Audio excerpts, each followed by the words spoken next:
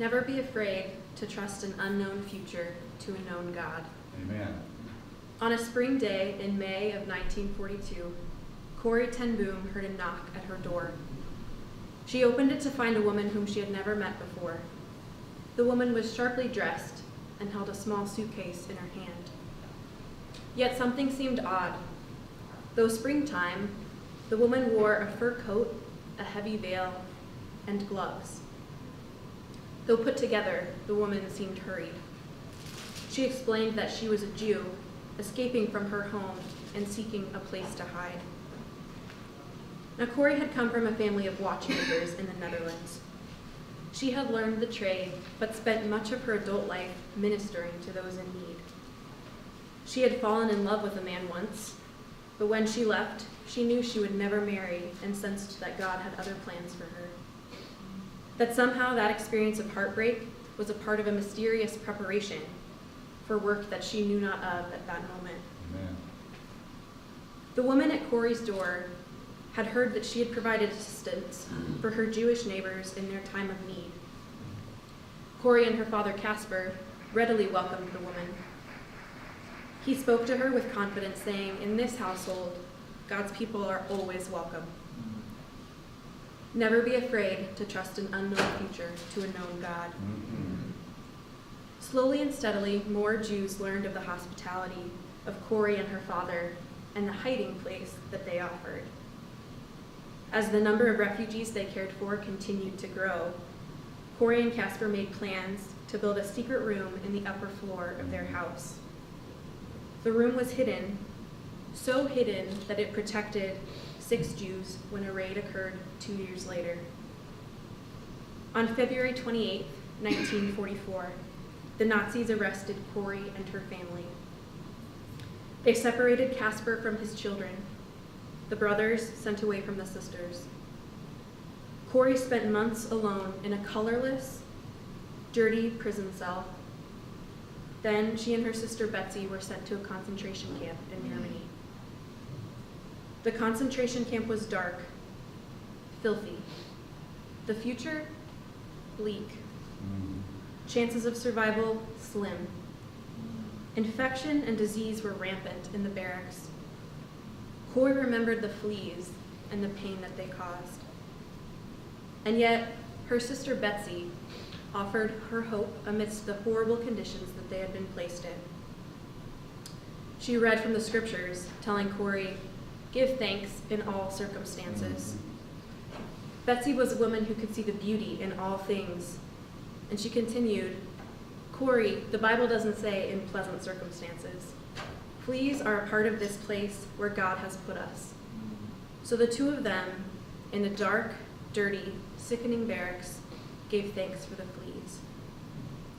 Betsy frequently reminded Corrie that there is no pit so deep that God is not deeper still. In December of that year, Betsy died in the concentration camp. Corrie was released not even 2 weeks later. She returned home alone, her father and sister dead. Never be afraid to trust an unknown future to a known God. These were the words of Corrie herself as she told her story some 30 years after the ordeal in a book called The Hiding Place. In Acts 27, we read a story of a man who had unwavering trust in God amidst a great storm, though this time that storm was a hurricane. Traveling to Rome with the soldiers, the early Christians told their story of shipwreck. Right. The Romans had steered the boat off course into a rocky coastline and into a great storm. The storm raged, and the 200+ people aboard the ship waited in complete darkness. Hurricane winds destroyed parts of the ship, and water began to overtake the deck. The people, desperately yearning for the light of morning, threw rations overboard in the hopes of helping the ship to stay afloat. And during the roughest part of the night, an angel came to Paul and stood by him. The angel said, "Do not be afraid, Paul. You are destined to stand before Caesar, and behold, for your sake, God has granted safety to all who are with you." Paul awoke to share his hope with the rest of the prisoners and the Roman guards. He said, "Keep up your courage. I trust in God that it will turn out as I have been told. Paul's words remind us what it means to have hope in God, what it means to have hope in the darkness, trust during the storm. While most of us will never face the horrors like those that Corey and her family endured, or a treacherous shipwreck while out at sea, all of us have encountered storms in our lives. For us, maybe the storm is the death of a loved one who died unexpectedly, one for whom our heart grieves. Perhaps our storm is one of spiritual darkness, where we do not feel God's presence and even doubt God's very existence. Maybe it's a transition, a move, a letting go of a broken relationship, the loss of a job, uncertainty and anxiety regarding the future. Or as Michael spoke about, a dream that remains empty and unfulfilled. We will certainly have a variety of storms in our own lives. Yet, God continually offers us encouragement through these periods of darkness. We read the same words throughout many different narratives in the Bible. Be not afraid. Amen. Do not worry. Fear not, for the Lord your God is with you. The story of shipwreck, told in Acts 27, illustrates the posture of trust that we are called to take towards God during our storms and those periods of darkness. Looking at Paul as an example, his trust in God is sincere. I trust in God that it will turn out as I have been told.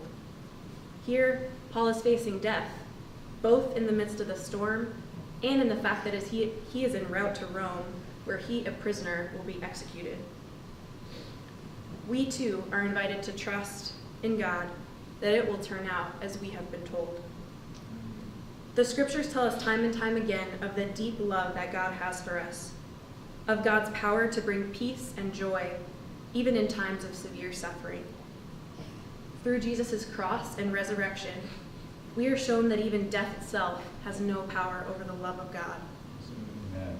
Hoping in the power of the cross, we believe that God will bring good out of darkness, not because we know with certainty how that darkness will end, but because we know the God who will bring us through it. To trust is to surrender our unknown futures to a known God, as Corey did. I like the image that Professor Maria used in her workshop this morning, preaching through the storm. She said, hope is standing in the pouring rain without an umbrella and preaching about what it's like to be dry. In Acts, Paul's words of trust were not merely words. Rather, Paul embodies trust in his entire being. Rather than acting in anger and accepting despair, Paul offered kindness and compassion to those aboard the ship, even to the guards who were taking him to be executed. And in complete and total trust in God, Paul thanked God. He took bread, broke it, gave thanks, and shared it with those on board. So too are we called to give thanks in every circumstance of our lives, both the ones that are pleasant and the ones in which we remain encamped in darkness. When we have entrusted our unknown futures to God, we make an act of surrender of our lives.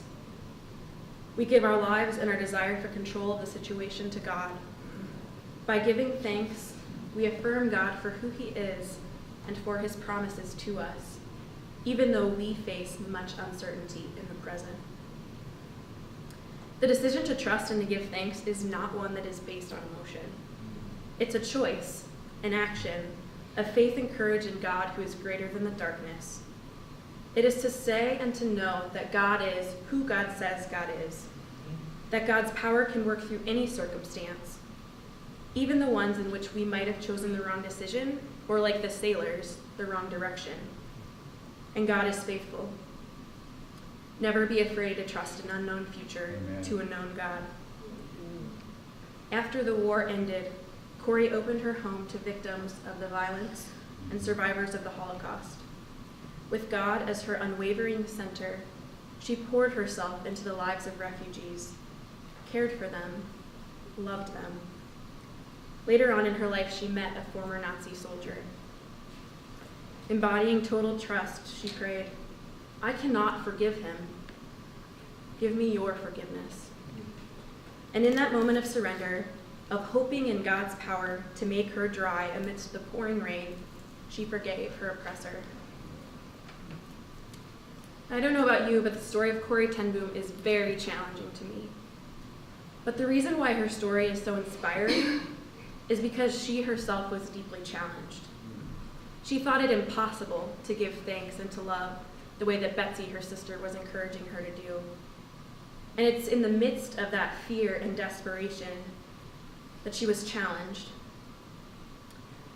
Choosing her known God over her entirely unknown future and stormy present, Corrie trusted, and this is why her story is inspiring to me.